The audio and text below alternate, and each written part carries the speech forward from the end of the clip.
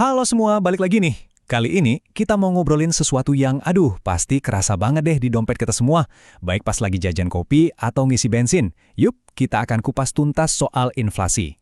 Pernah nggak sih ngerasa kok duit 100.000 sekarang cepet banget habisnya? Kayak nggak bisa beli apa-apa dibandingin tahun lalu. Nah, kalau Anda ngerasa gitu, tenang. Anda nggak sendirian. Dan perasaan inilah yang akan kita bedah bareng-bareng. Oke, jadi secara resmi, inflasi itu ya ini. Gampangnya gini, harga-harga barang tuh pada naik, barengan, dan terus-terusan. Efeknya, ya jelas, nilai uang kita jadi merosot. Jadi ini bukan soal harga cabai doang yang naik ya, tapi kenaikan harga secara umum di seluruh perekonomian. Oke, biar jelas, ini dia peta perjalanan kita hari ini. Kita bakal bahas apa itu inflasi, terus apa aja sih penyebabnya, siapa yang untung dan siapa yang rugi, gimana cara ngelawannya, dan yang terakhir, gimana cara ngukurnya. Lengkap kan? Yuk, kita mulai. Oke, kita mulai dari yang pertama. Inflasi itu ibaratnya kayak demam ya. Nggak semuanya sama. Ada yang cuma anget-anget kuku, ada juga yang panasnya tinggi banget. Yuk, kita bedah level-levelnya. Nah, bisa dilihat di sini, kita bagi jadi 4 level. Ada inflasi ringan, ini yang di bawah 10% setahun. Biasanya sih masih aman. Creeping lah istilahnya, merayap pelan-pelan. Terus ada level sedang sama berat. Nah, yang paling ngeri itu hiperinflasi. Bayangin aja harga-harga bisa naik lebih dari 100% dalam setahun. Waduh, ini bisa bikin ekonomi ambruk beneran. Nah, pertanyaan utamanya sekarang, si biang kerok inflasi ini datangnya dari mana sih? Apa yang bikin harga-harga bisa naik? Ternyata ada beberapa sumbernya. Secara garis besar, ada 2 tersangka utama. Yang pertama, namanya demand pull inflation, atau inflasi karena tarikan permintaan. Gampangnya, terlalu banyak duit ngejar barang yang terlalu sedikit. Kayak di gambar kiri tuh, semua orang pengen beli, tapi stoknya terbatas. Ya udah deh, harganya dikerek naik. Yang kedua, cost push inflation, atau inflasi karena dorongan biaya. Nah, ini beda lagi. Ini terjadi karena ongkos produksinya yang naik. Entah itu bahan bakunya, atau gaji karyawannya. Mau nggak mau, produsen harus naikin harga jual. Sumber tekanannya sendiri bisa dari luar atau dari dalam negeri. Kalau dari luar namanya inflasi impor. Contoh paling gampang, ya harga minyak dunia naik. Karena kita impor minyak, ya harga BBM di sini ikut naik, terus merembet kemana-mana.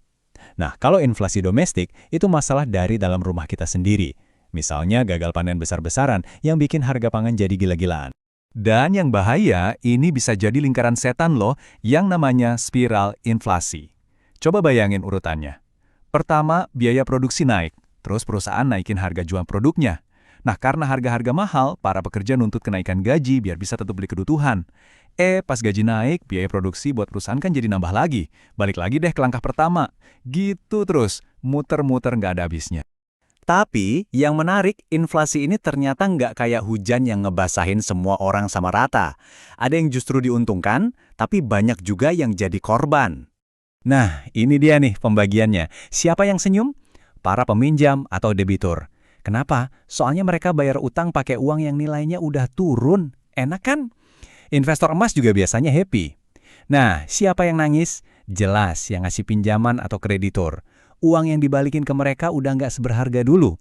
Orang yang nyimpen uangnya di tabungan biasa juga rugi. Nilainya kegerus inflasi.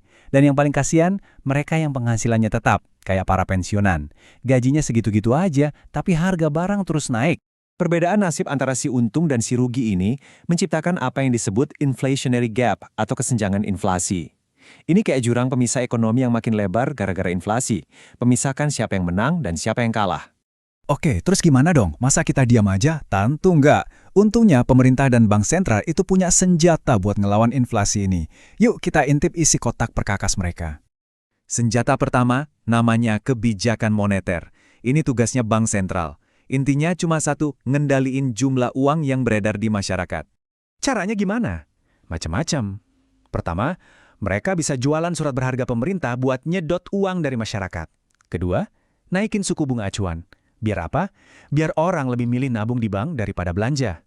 Ketiga, naikin syarat cadangan kas buat bank. Jadi bank nggak bisa ngasih banyak pinjaman. Atau yang terakhir, kreditnya diseleksi ketat, lebih diutamain buat yang produktif daripada yang konsumtif. Senjata kedua ini dipegang sama pemerintah, namanya kebijakan fiskal. Ini mainnya lewat anggaran pendapatan dan belanja negara alias APBN. Ada 2 jurus utama pemerintah di sini. Pertama, naikin pajak. PPN, PPH, semua dinaikin biar duit di kantong kita buat belanja jadi lebih sedikit.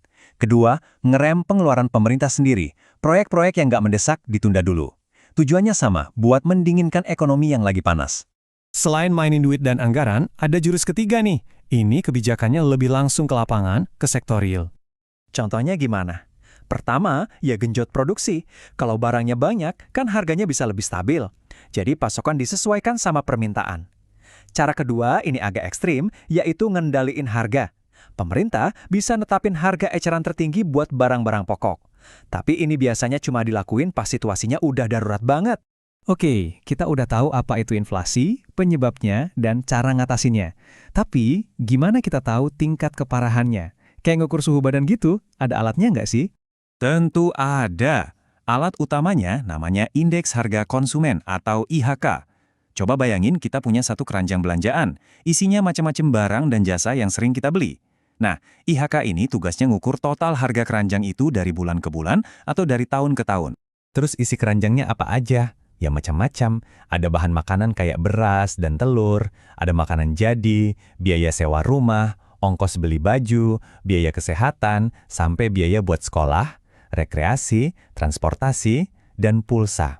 Pokoknya, ini semua mewakili pengeluaran rata-rata kita deh. Nah, cara ngitung laju inflasinya gimana? Pakai rumus ini. Tapi jangan pusing dulu, ini gampang kok. Intinya, kita cuma bandingin harga keranjang belanjaan sekarang sama harga keranjang belanjaan periode sebelumnya. Selisihnya itu dijadiin persen. Misalnya, IHK bulan lalu 100, sekarang jadi 105. Ya berarti inflasinya 5%. Simpel kan?